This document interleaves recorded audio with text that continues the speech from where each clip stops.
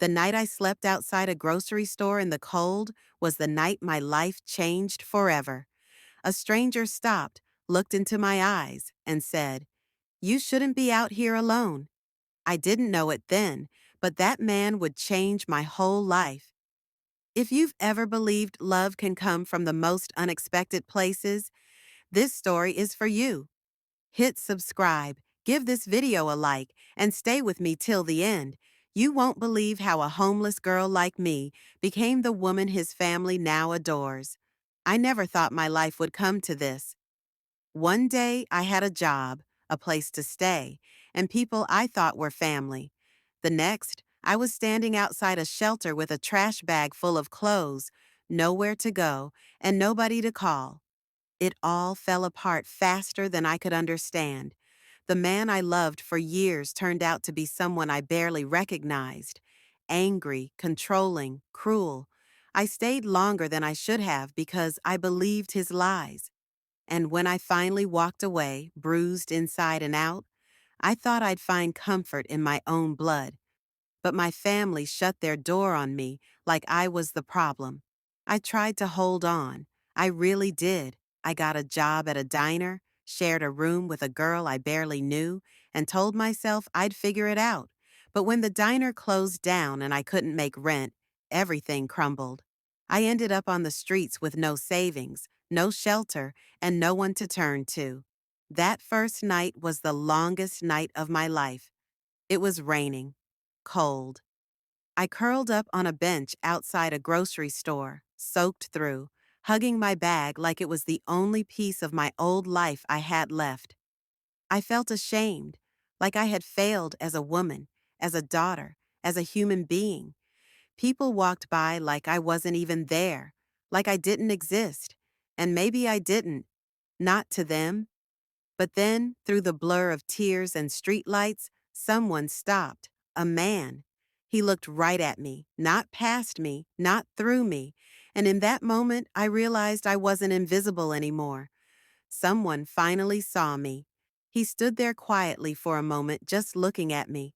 Not in a judgmental way, but like he was trying to figure out how to help without scaring me off. I remember I pulled my hood tighter, hoping he'd just move on. I didn't trust anyone, especially not a man, but he didn't leave. He stepped a little closer and said, "Are you okay?" I didn't answer. What was I supposed to say?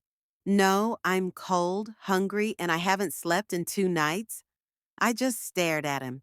Then he said something I didn't expect. "You shouldn't be out here alone. Look, I'm not trying to bother you. I just, I've seen too many people freeze out here. Let me at least get you some food. No strings." There was something in his voice.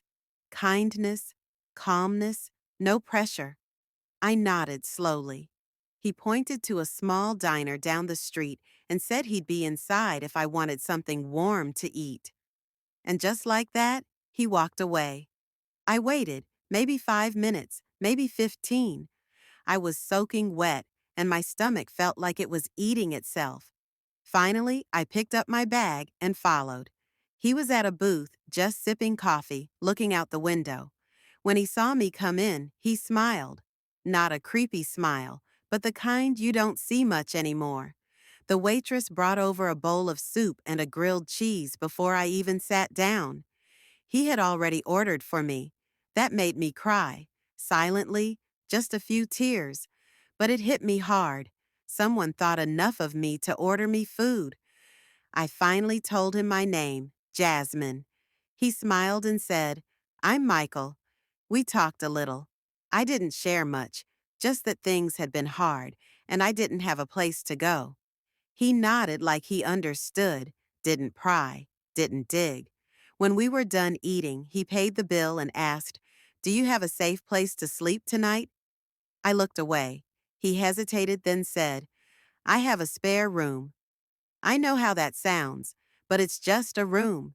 Clean bed, lock on the door. You can say no. I didn't say yes right away, but the way he spoke, gentle, honest, like he truly cared. I didn't feel fear. I just felt tired. And for the first time in a long time, I let someone help me. The ride to his house was quiet. My heart was pounding the whole time. A part of me still didn't trust the situation, but the other part, the tired, broken part, just needed a warm place and a locked door. I kept my bag on my lap the whole way. He didn't try to make conversation. Just let me be. When we pulled up to his house, I was surprised. It wasn't huge or fancy, but it was clean, cozy, and full of light. There was a little porch with potted plants and wind chimes. It looked lived in, safe. He led me inside and showed me the guest room. It was simple: a full size bed, a small dresser, fresh sheets. A folded towel and some new toiletries sat on the bed, like he'd already thought about what I might need. "There's a lock on the door," he said, pointing gently. "You don't owe me anything. Just get some rest." I didn't say much. I was overwhelmed. I took the longest shower of my life that night.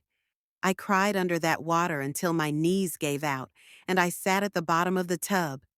The hot water felt like it was washing off more than just dirt. It was peeling away the fear, the shame, the layers of silence I'd been carrying for too long. I finally climbed into bed, still half wet, wrapped in a borrowed t-shirt. The sheets smelled like lavender. I stared at the ceiling and listened to the quiet hum of the heater. No sirens, no yelling, no fear. Just warmth. In the morning, there was a soft knock at the door. I froze. Then I heard his voice through the door. "I'm making pancakes. You can join if you're hungry. If not, that's okay too." I sat there for a long time before I got up. When I stepped into the kitchen, he was flipping pancakes like it was the most normal thing in the world. There were 2 plates on the table: juice, butter, syrup, like I was a guest, not some stray he found on the street. That day, I learned he had a daughter, Lily, 10 years old. She was at a sleepover that weekend. He didn't talk much about himself, but I could tell, just by watching him move, that he wasn't a man who liked being alone. And for some reason, neither did I anymore.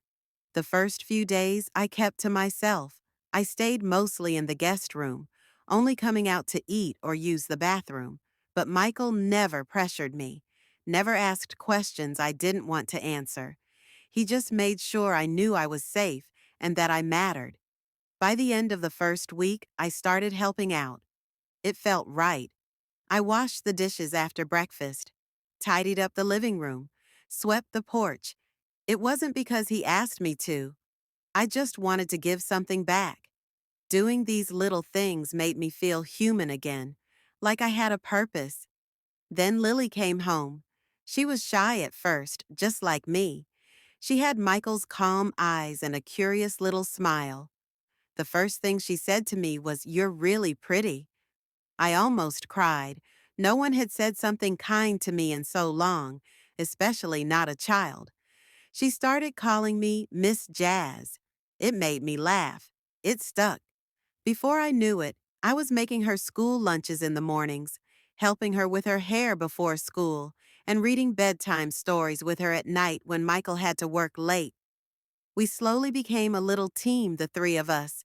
Michael never crossed a line. He never treated me like charity or a project. He talked to me like an equal. He asked about my dreams, my favorite music, the books I liked. When he smiled at me, it wasn't flirtatious. It was genuine, respectful, gentle, but it was also warm, and that warmth was hard to ignore. I started to feel something for him, quiet feelings, soft ones, like a whisper in my chest. But I kept pushing them down, reminding myself, "You're just someone he helped. You're not the kind of woman a man like that falls for." Still, there were moments, like the way his eyes lingered when I laughed, or how he always pulled Lily's chair out before dinner and then mine. The little ways he protected us both without saying a word. Every time I walked past a mirror, I saw someone new. I wasn't that broken, scared girl anymore. I was becoming someone strong, someone worth loving. But I still didn't believe he could love me. Not yet.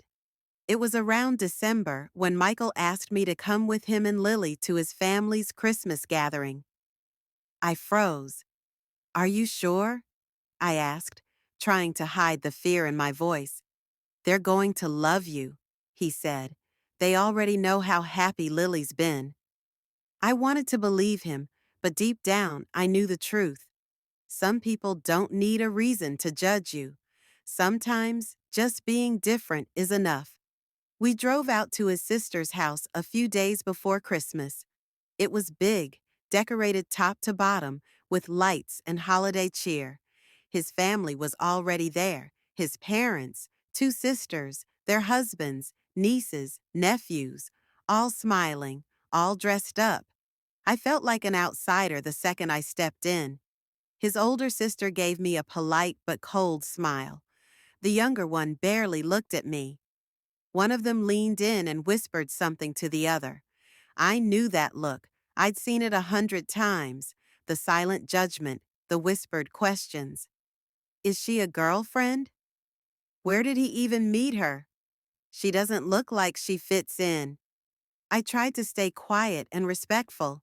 I helped in the kitchen, offered to set the table, smiled when someone spoke to me, but I still felt like I was walking on glass. Then came dinner. Everyone sat around the table, passing dishes, telling stories.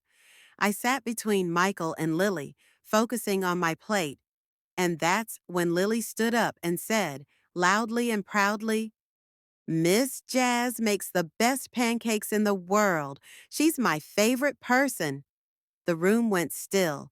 Then Michael looked around and said, calm but firm, she's part of this family now. If anyone can't handle that, speak now.